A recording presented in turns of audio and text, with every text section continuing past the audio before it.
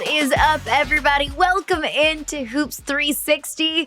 On today's episode of the show, we do a deep dive into some midseason awards in women's college basketball. Who is our player of the year as of today, Wednesday, January 21st? Tune in, wait and see. Plus, you've seen the 2016 throwback trend, which first of all makes me feel like the oldest person on this planet. But we will look back at some of the biggest moments of the 2016 WNBA season. We'll also pick which teams and players have been off of our radars that need to be squarely on all of our radars. We'll keep you up to date here. And finally, our player spotlights of the week. Do you agree with our takes? Who did we miss? Who did we completely overlook? Who did we give the proper flowers to? Let us know. Any questions, comments, concerns that you might have, leave us a comment if you're watching and listening right here on the Yahoo Sports YouTube page. But of course, you can find us wherever you get your podcasts as well. She's Cassandra Negley. I am Caroline Fenton. Cass, we're right around the mid-season mark of the NCAA season. How did we get here? Yeah, we're a little past it, actually. We're like halfway through the conference schedule. It's wild. It goes so quickly. I swear, like you blink and it's already over. We're already talking bracketology. We're already talking March. And of course, we'll be doing that every single week here on Hoops 360. But now that we are kind of at this halfway point in conference in conference play, we're right past that halfway mark of the season. It's time for us to do our midseason awards. We'll take a look at Player of the Year, Defensive Player of the Year, Freshman of the Year, and Coach of the Year. I do feel the need to couch all of this by saying, today is January 21st. This is how we feel today. Good call. Things can change. Things will change. Things will change. These are our thoughts, our feelings, and our opinion at the midpoint of the season. We reserve every single right to change our mind throughout the course of the entirety of the season. But Cass, let's get into it. Our official Hoops 360 mid-season awards. So we'll kind of lay out some of our contenders and then finalize on who we would pick as our winner if the season ended today. Let's start with Player of the Year. This, I think, is the toughest one because it has the longest list of contenders. Okay. Interesting. I'm gonna tap back to this because I think this is the easiest one. Ooh. I don't like kind of siloing a player this early in the conversation because I think there's, as you said, so much more to go. But Sarah Strong is it.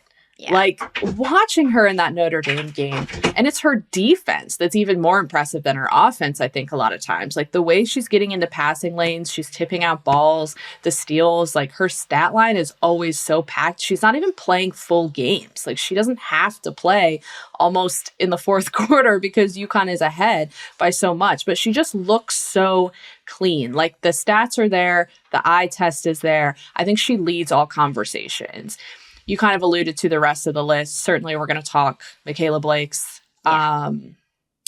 Audie Crooks was high in the conversation. I think she has really fallen off. We're kind of seeing some deficiencies, and Iowa State hasn't played well, which is just going to hurt any contender in this series. And then Madison Booker, who I think maybe in any other season would have a really, really solid case for a Player of the Year. But Sarah Strong is it. Sarah Strong, we saw it. We saw glimpses last season. I mean, not even more than just glimpses. I mean, we saw Sarah Strong playing like a certified vet in her first taste of the NCAA tournament. We saw Sarah Strong take on the Final Four on the national championship stage like she'd been there several times before. I mean, Sarah Strong 100% has every single data point on any sort of resume that you would need to make the kind of case for this award. And also what she fills, same thing with Madison Booker, same with Michaela Blake, same with Hannah Hidalgo, if we want to put her in the conversation. I do think that it is a prerequisite for this award that you play for a team that is relevant in the standings, that you play for a team that looks like a championship contender. That's kind of where Addie Crooks comes in the conversation. I see the stats. I see the numbers. I see the sheer amount of points that she can put up on any given night. I see that Addie Crooks is the leading scorer in terms of average per game scoring in all of women's college basketball. But like you mentioned, Iowa State's been on a skid.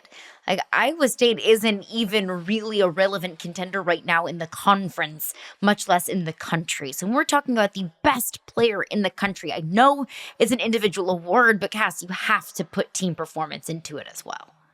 Yes, you have to be one of the best teams that's going to make a run. And I think the thing about Audie Crooks right now is if you're a player of the year, you can kind of withstand some of the punches of missing players. It's not like they've played and lost to UConn, Texas, South Carolina. Like, they lost to Cincinnati, right? They are losing to teams in the Big 12 standings that they shouldn't lose to anyways. I think also for player of the year and why I'm pretty high on Sarah Strong, you mentioned Hannah. Hannah has this as well. And we'll throw Juju Watkins in there. She's not playing this season, but she has this as well. Strong two-way play. Like, you have to be maybe not an elite defender, but a solid defender, have some sort of defense, I think, at this point when we're talking about women's college basketball. And I think Audie Crooks isn't as solid defensively as I would want from a well-rounded player on an elite team who is packing the stat line and able to carry her team to a win on a night when it looks like they might lose. Yeah, they're on a 5-game losing skid, Iowa State is. And I do think there's a certain level of brand recognition that is required for a player of the year. We're not going to see a player of the year go to somebody who is maybe, only popular in like hoop head spaces. That you hear the name Hannah Hidalgo, you don't have to be necessarily, an absolute diehard women's college basketball fan to be able to identify Hannah Hidalgo. Same thing with Sarah Strong. Same thing with Madison Booker. I mean, they have become very much so household names. But I do want to bring up the defensive part of all of this. In your mind, because you brought up Sarah Strong, and I think that she probably has the strongest case right now. I'm with you there. Who is disqualified from that conversation because of their lack of defense? Well, I think it's Audie Crooks.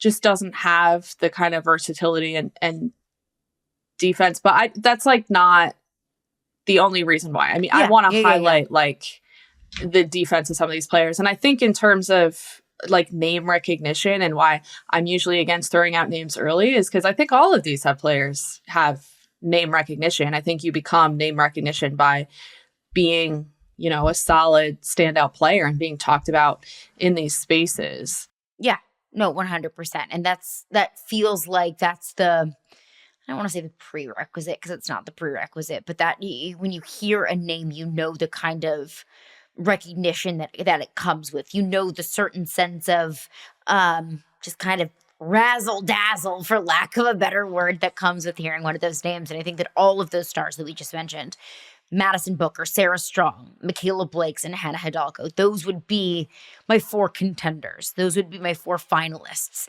That would be, nominees for my award in the Caroline Fenton Midseason Awards. Sarah Strong would be your pick right now. I think I'm with you there. But if I had to have a runner-up, I think it would be Hannah Hidalgo, and like an MVP kind of sense, because I do think, all of these awards kind of have different behind the scenes meanings. I view the MVP, so to speak, which is kind of what player of the year is you take that player away from their team, and that is a drastically different basketball team. They are not nearly as competitive without that player than they are with. And I think that's what Hannah Hidalgo provides Notre Dame. Now, it's also a reason why I'm a little bit concerned about the longevity of Notre Dame, because you cannot put as much on one player's shoulders as Notre Dame has put on Hannah Hidalgo's shoulders. But I do think the value that she brings to her team is another kind of bullet point for her resume for player of the year. I think Michaela Blake slots into this very nicely, but I first want to ask you, because you mentioned team success. Mm-hmm. How does the team success aspect play into this? Because I think there's a really strong possibility Notre Dame doesn't even make it maybe to the ACC semifinals. And I think that's a big part of it as well. Like, that would be another thing that gives me pause about Hannah Hidalgo, because, I just said all of these things about Audie Crooks. Like, yes, she's incredibly important to her team, but her team is, again, on a 5-game losing skid and might not even make the tournament. Notre Dame's obviously in different air. Like, Notre Dame will make the NCAA tournament. Notre Dame is a more competitive basketball team than Iowa State is in their respective conferences. But you look at Vanderbilt's undefeated. Texas just lost their second game of the season, and they've lost to LSU and South Carolina, two of the best teams, not just in the SEC, but in the country. Then you look at Notre Dame, like their resume is not nearly as flawless as maybe a Sarah Strong at UConn, a Michaela Blake's at Vanderbilt. So it is a very good point that you bring up, and I think that's kind of the hole that you can poke. And the argument for Hannah Hidalgo is the team success just isn't there. For Michaela Blake's, I think Michaela Blake's fills that role of a great player who lifts their team, as you just said. Yeah. I mean, we knew of Michaela Blake's last year for sure, and Vanderbilt played well last year. Did anyone think, though, that here on January 21st, that Michaela Blake's and Vanderbilt would be undefeated? No, and now they have not gone. Not. They have not gone through the actual like true gauntlet of the SEC yet. We're going to start to see that when they play South Carolina. But to get this far into that conference, undefeated, and seeing what Michaela Blake's can do, seeing the way that she lifted that team to some of their previous wins, especially late in the game. Quality stuff from her, second leading scorer in the nation. Like, she deserves to have her name said in this conversation. And I think it's very familiar to like the Caitlin Clark of it all. Like a really strong player, really big time scorer. Team probably was a little overlooked or wasn't thought to be a leader and contender for a Final Four, and yet here they are. So she's also a top contender for this award as the season continues. I think for her, I want to see how she does against the South Carolinas and the Texases. And also, too, I want to point out that even though we are in the thick of conference play, Vanderbilt did just host Michigan, a top 10 team, in the middle of the grind of SEC play. And important to point out that Vanderbilt has not yet seen the Tennessees, the Kentuckys, the Texases, but they did play LSU the week before. And in a matchup with a top 10 Michigan team, I mean, Michaela Blake's didn't have her best day, but Vanderbilt still found a way to win. So, like, Vanderbilt, it's not like Vanderbilt is just skating through these really easy rink-eating teams. Like, Vanderbilt is still taking down some of the top teams in the conference and in the country. Let's move on to Defensive Player of the Year, though. This was one cast when you and I were kind of brainstorming. We did have to dig a little bit deeper to find who we felt like fit the bill through this point in the season. One name that we threw out there that, of course, is always going to come up in Defensive Player of the Year conversation is Lauren Betts. Yeah, Lauren Betts, it changes what an offense is going to try and do, like just her presence in the paint at 6'7", her ability to swat shots. You think twice about going in there, and you see that time and time again.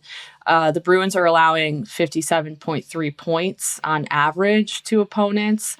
None of her numbers are necessarily gaudy. She's 11th in blocks, 158th in defensive rebounds. Nowhere of note in steals, any of these kind of statistical categories, but certainly like she's at the top of the game plan when you're thinking about how you're going to score against this team. And obviously she's the reigning Naismith Defensive Player of the Year. The two other, I think, kind of big names, Sarah Strong, we talked about her defense. And you could really see that against Notre Dame. Yeah. Which is the most elite competition that they've played over the past month. Sorry to the Big East. And then Hannah Hidalgo, just like her work on the perimeter. She also changes what an offense, can and wants to do, like her ability to steal the ball. She certainly deserves to be in that conversation as well. She's averaging 5.6 steals per game. That's top in Division I, and it is also her career best. And we know that she has already had very high career bests in steals already throughout her career. It's Hannah Hidalgo, at least in the steals category and rankings nationwide. It's Hannah Hidalgo at the top, and it ain't even close. She's at the top at 5.6. Kennedy Cambridge from Ohio State is second at 4.1. And then you have, this long list from 2 through 20 that are all the difference of just like hundredths of a point there in steals. Yeah, it is Hannah Hidalgo at the top, and that's what makes her so difficult to game plan against. She can be so slippery and so sneaky. The Lauren Betts point, though, is a very good one that I think when we talk about these kinds of awards, and maybe we are comparing the difference of like an inch of a hair of just a razor thin margin between the caliber of players and into, who is the most deserving of these awards.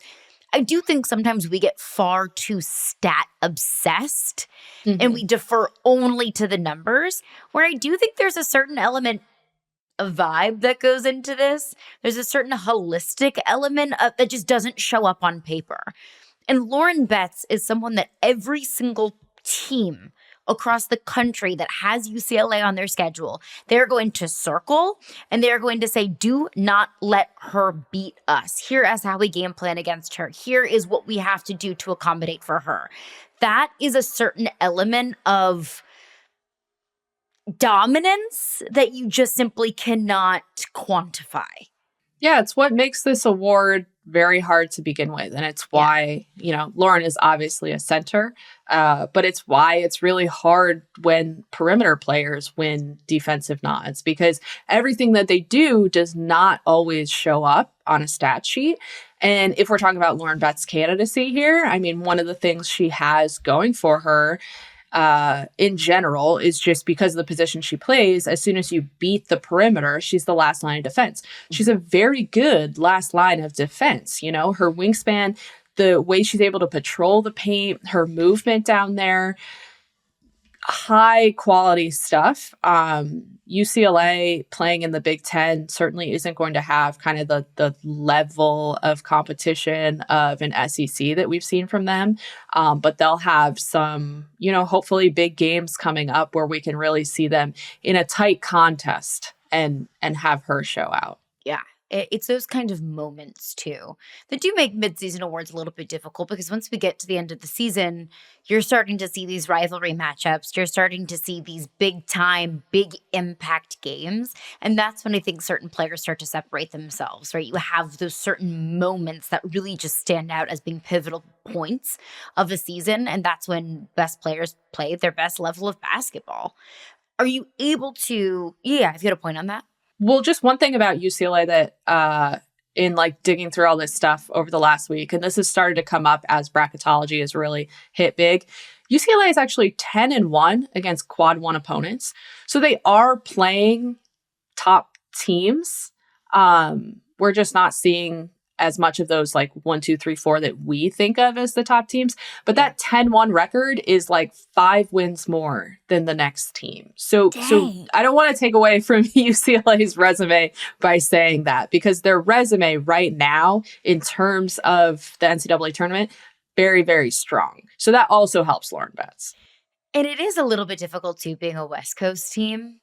Because how many times last year, well, I know how many times because we know how many times they played, but it felt like a lot of times last year when I'm staying up and I'm trying to keep my eyes open at 11:30 p.m. at a UCLA USC game at a 10 p.m. Eastern time tip-off. So I do think that when you're playing some of those late night West Coast games, there's just such a massive population on the East Coast that might just simply just be sleeping through it.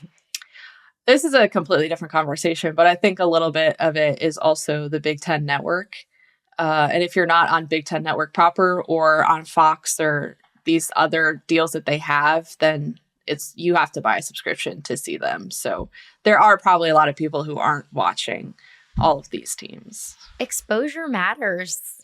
And when you have some of those barriers to entry for some of these games, you're not going to find just your average sports fan that's willing to, slap the credit card down for every single subscriction, because there are a lot of them out there. Wouldn't it be nice? Don't get mad at us for that. That's just the reality of, coverage of sports in general. Are you able to pinpoint one player right now? We've thrown out Hannah Hidalgo. We've thrown out Lauren Betts, Sarah Strong. I think Madina Okot at South Carolina has really started to be a breakthrough player as well. Is there one player right now that you would feel confident in saying, as of today, January 21st, is your midseason defensive player of the year? If I had to submit a ballot today, it would be Sarah Strong, helming the number one defense in the country. And Gino Auriemma has correctly talked a lot about how it's really their defense that sets them apart. And that's always been the difference for UConn teams. And I think, we're talking about this right out of Monday's game. You could really see that in action on Monday. So that would probably be my submission today. You are a Sarah Strong girl today. She's playing really well. I mean, I can't control that. It is hard. And I'm saying that because, not to poke fun, I'm saying that because fair, justified. And if you are not a big Sarah Strong girl today, that is on you. That is not on Sarah Strong. Let's look at freshman of the year because we've had so many fun and exciting freshmen to follow this season. I'm looking at Aaliyah Chavez at Oklahoma, Lauren Whitaker at Gonzaga putting up almost 20 points a game. Looking at Jazzy Davidson at USC. A lot of us, myself included, I'll tell on myself, just wrote USC off when they weren't going to have Juju Watkins. I think Jazzy Davidson is a big reason why I've had to kind of correct course and make sure to keep at least an eye on the USC Trojans, who right now, I mentioned Aaliyah Chavez, Lauren Whitaker, Jazzy Davidson. Anybody else that I'm missing for potential contenders for freshman of the year? I think those are the big three. I mean, we'll throw out some more names. Blanca Quinez, I completely butchered that name. I'm so sorry. For UConn, she's averaging 10.8 points off the bench. UConn's third leading scorer. She's not playing heavy minutes, but that's a notable name. Aubrey Galvin for Vanderbilt has played very well as the point guard. She's also a big reason they had that win against LSU and that they are as far as they are. And then some of our top recruits of this class have been limited. Sienna Betts for UCLA did not start the season. Emily Skinner has only played a couple of games for Duke, and it sounds like she might not play again this season. And then Aaliyah Crum for Texas is injured. I do want to throw out one other name that's in my backyard. Yeah. Give me 1 second to actually say this name correctly. Syracuse center Uche Izoje. She has had a really solid start to the season. Expect her to possibly win ACC Freshman of the Year. She's shooting 56.6% from the field, second in the ACC, 2.9 blocks per game, first in the ACC. She's already won 4 ACC Rookie of the Week honors. And then according to Syracuse, she became the first freshman to record a 20-10-5 game. That's points, rebounds, blocks since Sarah Strong did it in the first round of the NCAA tournament last year. This is a player who was in foul trouble when Duke was here, and I think that really shifted the game early for Syracuse. I have my eye on her, though, as someone who, we're going to get into kind of my under the radar later, but who could really be what helps Syracuse get a tournament run here. So you are, like you mentioned, Syracuse is right in your backyard. You're able to just drive right up the road and watch a lot of their games in person. Was there a moment when she really came on your radar? Was there a moment when you're like, oh, I have to know who that is? Well, I think seeing her against Duke, seeing her in an early game, I mean, there was no moment. I don't think you always have your eye on what's going on. So top freshman of the year candidates, Jazzy Davidson for USC. She's the number 1 recruit, comes in, has a lot on her shoulders without Juju Watkins there. She's absolutely carrying the load, leading the Trojans in per game stats across the board. Points, rebounds, assists, steals, blocks. She's the only player in D1 with a stat line of at least 15, 6, 3, 1, 2 in those categories, which I know is very weird, but sometimes you see numbers and you want to see if anyone else is doing that. No one else is. The major knock on her candidacy is efficiency, which you see from a lot of freshmen, and that's going to be probably, what we see with Aaliyah Chavez as well. She's been in a shooting slump of late, just not shooting the ball well, but that's a point guard who you're asking a freshman to carry the load of a team who has aspirations in the SEC and in the nation. And she's also well-rounded, averaging almost 19 points, 4 rebounds, 4.1 assists, and 1.8 steals per game as a starter. So those are going to be kind of your top caliber nominees. But Lauren Whitaker for Gonzaga, as you mentioned, absolutely should not be overlooked. One of the most productive freshmen in this class, averaging 19.3 points, second amongst all freshmen, and 10.2 rebounds. That's 4th. She's only playing 26.5 minutes per game. She's one of 9 players to average at least 15 and 10, and the only one of them to average those with at least 1 3 per game. So she's a little bit of a versatile threat who can hit from beyond there. Also, very efficient. 57.5% overall, 41% from three, 83% from the free throw line. So if she can get that a little higher, she can get that 50-40-90 season. And she's a native of New Zealand, so she was not a ranked high school recruit coming into this season. And it is also impressive too to see the level of consistency that we see from a lot of these freshmen.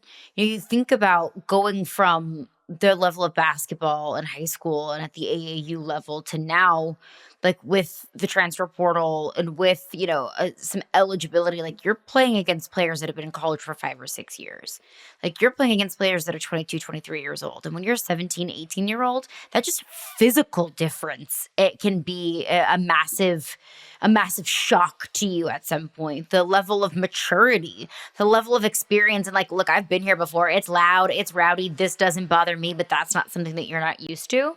So, you mentioned the shooting slump that Aaliyah Chavez has been in. I mean, she's been consistently a 40+% shooter until the last couple of games. And I think that's probably the grind of the season starting to wear on her a little bit. And also, oh yeah, by the way, 3 of those 4 games in which she's had a sub 40% shooting percentage have been against ranked teams in the SEC. So I think we do, at least I do, want to give some of these freshmen at least a little bit of grace to take a step back, to have a little bit of a shooting slump and acknowledge that, look, they might be tweaking some things throughout the rest of the season, but how can we see them bounce back from that and show a certain level of not just physical maturity and getting up to to the literal speed of this game, but also a mental maturity of, I can have a couple of days where I'm, Aaliyah Chavez the past couple of games, 11 points in a loss against LSU, 18 points in a loss against Kentucky, but that came with 30% shooting. Not her best days, but can you kind of take that next step to being able to dig yourself out of that slump? But a great point as well about maybe a player that frankly was not on my radar, and Lauren Whitaker, but absolutely 1000% deserves her flowers. Anyone right now, Cass, that you would be willing to say freshman of the year as of January 21st? No, I mean, I want to see how it goes. Like, I've been impressed with Lauren Whitaker. That'd probably be my pick now. But like you said, like it's about how you bounce back, and it's a long season and a lot. And someone could really like jump up into this conversation. Totally. 1000%. Another one where I think impact matters, especially when you're looking at the differences in strength of scheduling. That is just the feeling of impact, I think, absolutely matters. This, I think, is one of my favorite discussions and one of my favorite races that I'm going to be watching this year, and that is Coach of the Year. Before you get into your picks, Cass, I have to give a shout out to Shea Ralph and the Vanderbilt Commodores. I'm obsessed with Vanderbilt athletics this year. I am obsessed with Candace Duraley, their athletic director, and everything that this entire athletic department has been able to do in turning Vanderbilt from a school where athletics were not even secondary nor tertiary. Athletics were just a total and complete afterthought. Now you look at the men's team, I believe they only have 1 loss in the season. The women's team is undefeated. The football team has won double-digit games for the first time since like the 1920s. But I want to give so much credit to Shea Ralph and what she's been able to do for this program.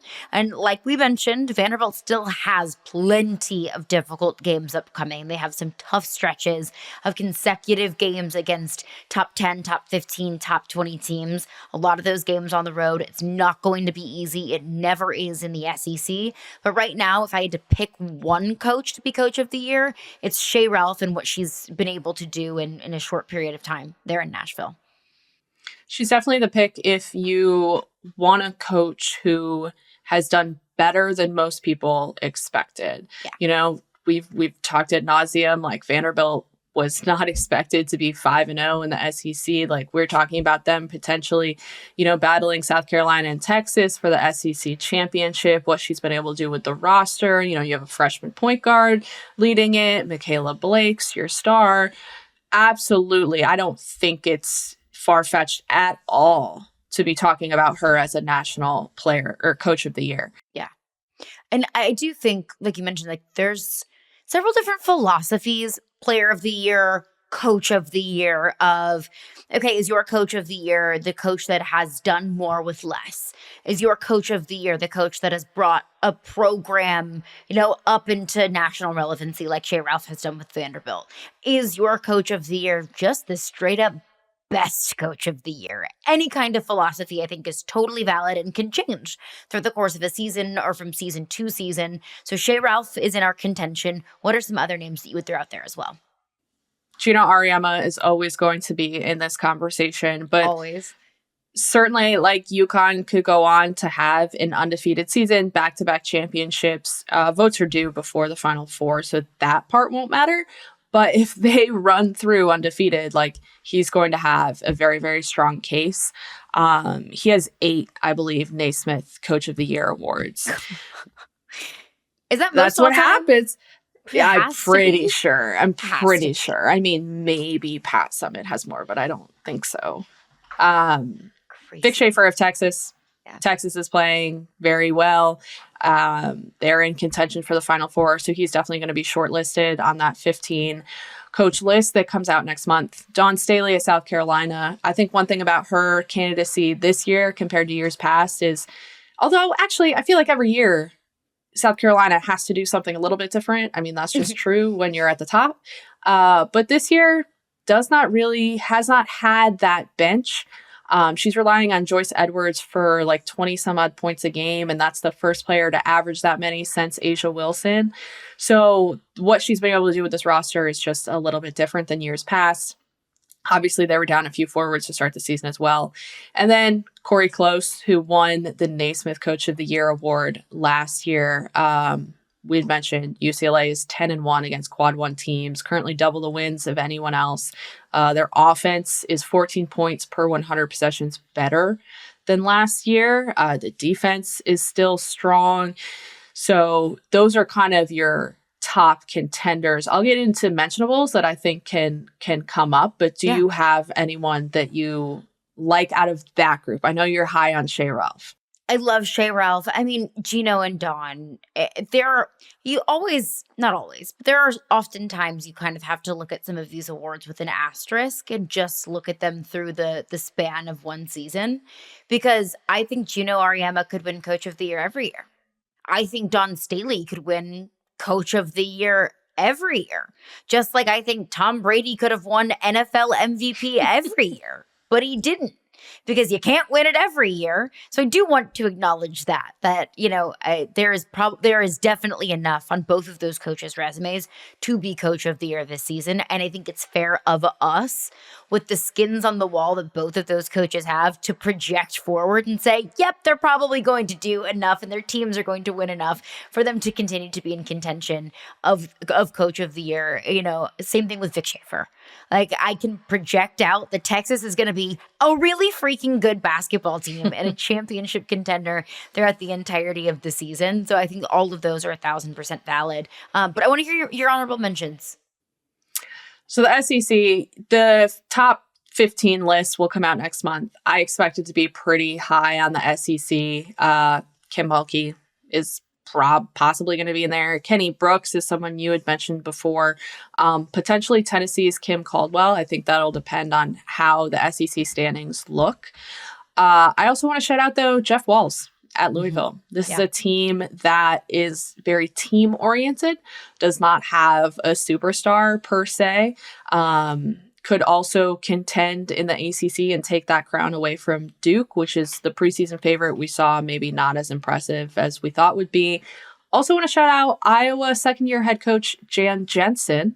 The Hawkeyes have their highest ranking in the poll. They're in the top 10 for the first time since Caitlin Clark's era, and they're in that Big Ten conference with UCLA. So how they do against UCLA could also impact how people view Jan Jensen's candidacy.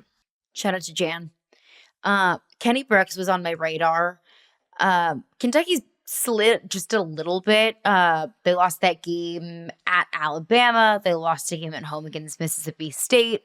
those losses are going to happen. It's going to be one team, though, that I look at throughout the rest of the season. Plenty of opportunities to get their leg back against ranked teams. But I think Kenny Brooks kind of falls into that category of early in his tenure, taking a program that is not a traditional powerhouse and making them a national conversation. And Kenny Brooks is in year 2 in Lexington, and Kentucky is a top 15 team and has perennially been a top 15 team for a decent bit of this season already. Got to get back to the winning ways. You're going to slip up 1,000% throughout the course of the season, unless you're UConn. But getting back to those winning ways, and they have an opportunity to do it on Thursday night on the road at Tennessee. Not an easy place to play. Who would be your coach of the year, if that's one that you can put your finger on now? Probably Shea Ralph, just because of the standings the way they are right now. I always lean towards, a coach who has overperformed what the expectation was. Now, that said, if Gino and UConn continue to go undefeated, I think it's really hard not to vote for him. Yeah. If you go undefeated and win another championship, back-to-back championships, those are just things that you can't ignore. I don't care that Gino's won it before, and we might all, or there might be a big fraction of basketball fans that have Gino fatigue. I do not care. Respect where respect is due. But a massive test for Shea Ralph and her Doors. They go on the road to South Carolina this weekend. So that's going to be a massive, massive road test against one of the best teams, one of the most well-coached teams in all the land. All right, those are our midseason awards. Feeling good about it. I like it. Feeling good about it. But, Cass, you do have an AP vote. Take us behind the scenes of your process going through how you ranked these 25 teams this past week.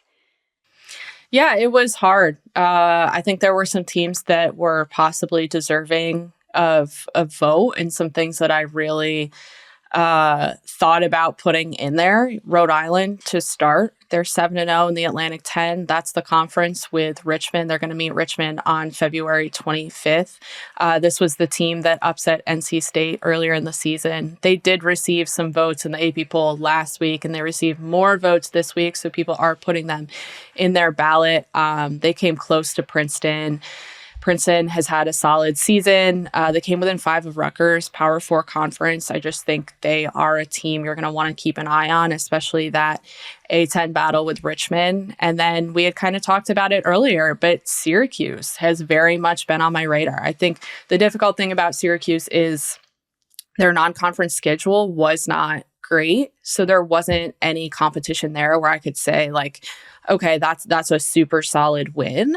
But at the same time, don't look now, they are tied for second in the ACC standings. They have 2 losses in the ACC. They're 6-2, so they're behind Louisville and Duke. And this weekend, the reason I really thought about doing it was they defeated a solid Stanford team, 69-58, and they did it without Layla Filia, who is that transfer from Michigan. She was with Texas last year for a year, but didn't play with an eye injury. Dominique Darius has had a good 2-game stretch. I mean, a good season, but a good 2-game stretch, another transfer. And then we talked about their freshman center. I think this is a team that is already beating teams in the ACC that maybe they weren't expected to defeat, especially given their season a year ago. If Syracuse also got votes this week, so they are on some people's ballots, I think for me, I want to see how they do against a Louisville. Duke blew them out when they were here, but we talked about that. How they do against a Louisville or an NC State or something like that. If they compete with them, they don't have to defeat them, but if they compete with them and stay with these ranked teams that we know are ranked, I think they really do deserve to maybe get that 25th spot. Syracuse receiving 4 votes on this most recent AP poll, not ranked in the AP poll, but receiving 4, sitting at 3rd in the ACC, 16-3. Guess you might just be having a front row seat to one of the teams that's going to be on everybody's radar potentially very soon. Okay, we've all seen it. Cast the trend on social media, the 2016 trend, where people are posting their photos with the flower crowns and all of the 2016 trends, which also makes me feel like the oldest person ever. That I was actually talking to one of my cousins, and he was like, "Oh, you were a teenager in 2016." I was like, "I was in my 20s in 2016." Okay, like don't make me feel so old. But that has been the trend on trend on social media is taking a look back on what was a decade ago in 2016. But Cass, the WNBA was popping in 2016. The WNBA has entered the chat into the 2016 trend. Yeah, if we were going to have a carousel, we should go through our carousel of 2016 WNBA. Like, what are some things we might see? So I'll start with the WNBA draft. Obviously, this is the year that Stewie went number 1. And for the first time in league history, we talked about UConn a lot to start the show. For the first time in league history, 3 players from the same team went 1, 2, 3. So that was Mariah Jefferson at number 2 and Morgan Tuck at number 3. Mariah Jefferson went to San Antonio, later became Las Vegas. So San Antonio's in the carousel. Morgan Tuck went to Connecticut. She is now the general manager. A few other interesting things about the draft, though, that I found going through it. Picks 6 through 8 are interesting. Jonquel Jones was taken by Los Angeles. She was traded to Connecticut. Now she's with New York. Kalia Copper was taken by Washington. I will not lie, I completely forgot that she played an entire season with Washington before going to Chicago, where she eventually won a championship. She was part of a trade with Stephanie Dolson, went from Washington to Chicago as well. Another key part of that championship. Yeah. Courtney Williams went to Phoenix at number 8. And then in the 3rd round, even though we usually overlook the 3rd round, Julie Allemond was drafted, the Belgian point guard. She was selected number 33 by Indiana. She did not come over until 2020, which is not that abnormal for international players. A lot do that. And then directly after her, Temi Fagbenle was drafted out of USC by the Minnesota Lynx. What a star-studded year. And, you know, 1, 2, 3, all from the same team. The more things seem to change, the more they stay the same. UConn, producing really good WNBA talent. Not anything that has changed or anything that is new over the last decade. But it is crazy to kind of look back on some of the butterfly effects of 10 years ago, of what we know now in the WNBA. And of course, you can always hope and at least project the number 1 overall pick will be a franchise player, either for that franchise or another franchise across the league. You know, looking at what Breanna Stewart has accomplished over this last decade, like, yes, absolutely, she fits that number 1 overall bill. Yeah. Yeah, just looking at too, your WNBA champion in 2016 with the LA Sparks. Candace Parker winning her finals MVP, like star-studded season in the W in 2016. I mean, that 2016 finals was iconic. 5-game rivalry series, the Sparks and the Lynx. That I think everyone remembers those final few seconds. The Sparks won. Chelsea Gray took a jumper. Nneka Ogwumike went to put back the offensive rebound, blocked by Sylvia Fowles. Nneka puts it back. They win because the Lynx don't make their final shot. So that's, you could probably see that picture in your mind. Also, at the time, 10 years ago, Minnesota had that like St. Patrick's Day green.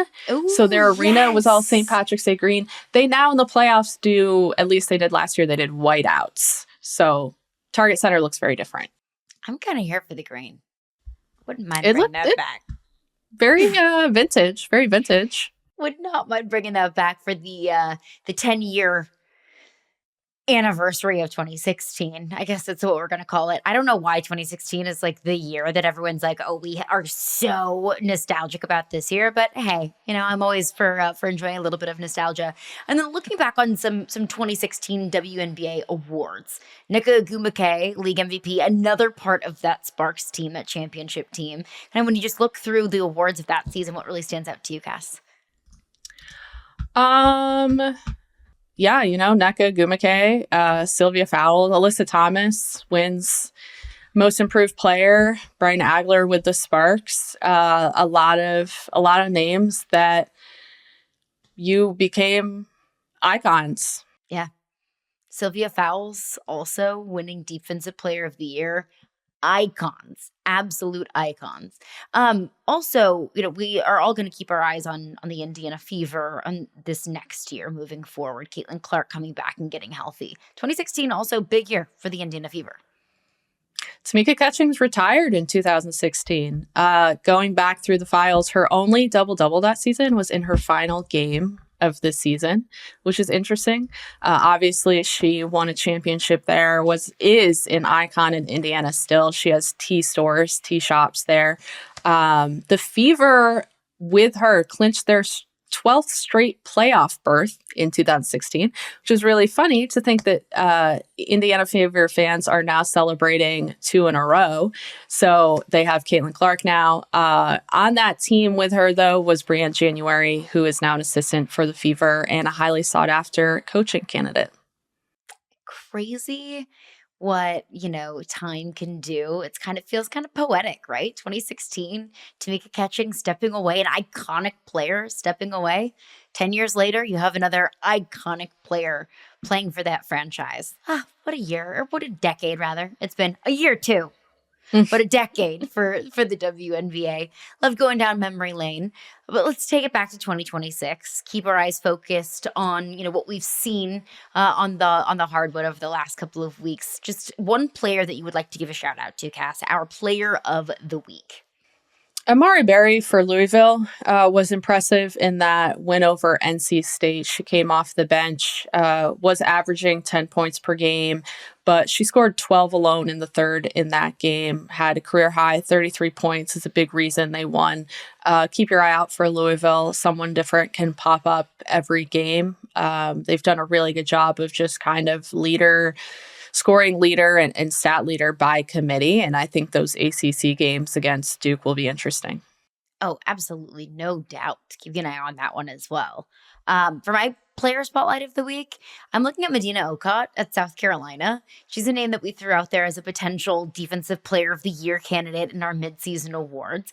Madina Okot, though, maybe the numbers don't flash off the page, but if you just kind of take a look into it, Madina Okot hit a massive three. That was a huge part of South Carolina's kind of push to take down Texas, the number 4 team in the country. Madina Okot going into that game had attempted 8 threes on the entire season. So it's very unlikely shot for her to take, unlikely shot for her to make, but was I would say a big catalyst offensively for that team. So she had 10 points, 5 rebounds, 2 steals against Texas, 14 points, 10 rebounds, another steal, 2 blocks against Georgia in that game prior. I don't think Madina Okot was really on a lot of people's radars on South Carolina's team going into this year, but I think she has proven throughout the course of the season, not only has she developed, not only has she gotten better, but Dawn Staley seems to be trusting her more and more and more and getting more minutes. South Carolina is always good for one forward hitting an unlikely three at a very key moment every single season. So they've expired it this year. Yeah, exactly. You have hit your threshold of unlikely 3-point makers. Maybe we'll see you again next year in the SEC championship game. All right, Cass, you've got great games coming up in the world of women's college basketball coming up on Thursday. Iowa at Maryland, Kentucky at Tennessee, South Carolina at Oklahoma. Talk about some clashes of the Titans.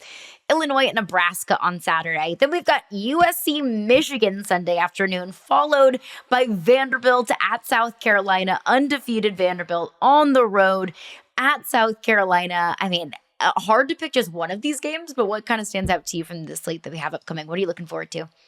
I mean, it has to be Vanderbilt and South Carolina. I think this is going to be the real test of Vanderbilt's so far undefeated season.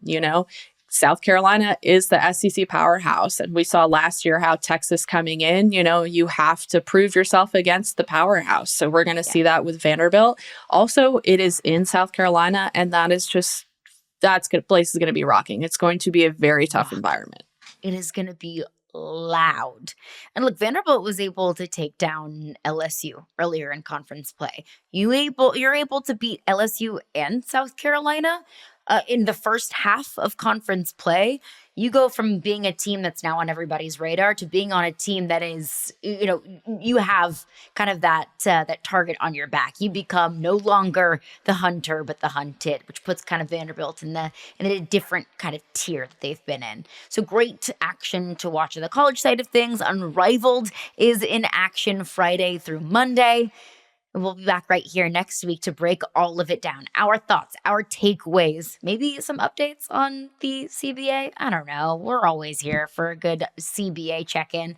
So if you have any thoughts, if you have any, disagreements, if you have any takes, we're here for you. We are the People's Show. Leave us a comment down below. Of course, if you are listening and watching on YouTube, you can check us out on the Yahoo Sports YouTube page and wherever you get your podcasts as well. We'll be back next week. She's Cassandra Negley. I'm Caroline Fenton. We'll see you then.